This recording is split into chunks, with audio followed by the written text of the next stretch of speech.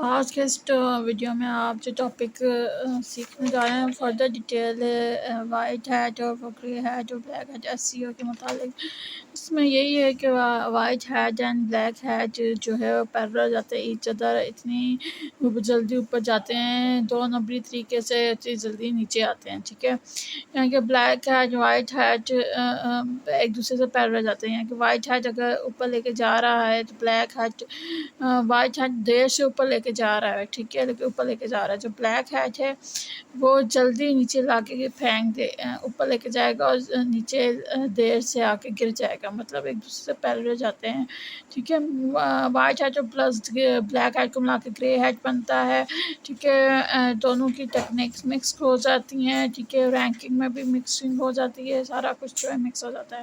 تو white heat جو ہے وہ بیسٹ ہے، black hat ranking long lasting نہیں ہوتی. ٹھیک ہے، اور گرے ہیٹ بھی ٹھیک ہے، لیکن بلیک ہیٹ جو ہے وقتی طور پہ ہوتا ہے، پرماننٹ نہیں ہوتا.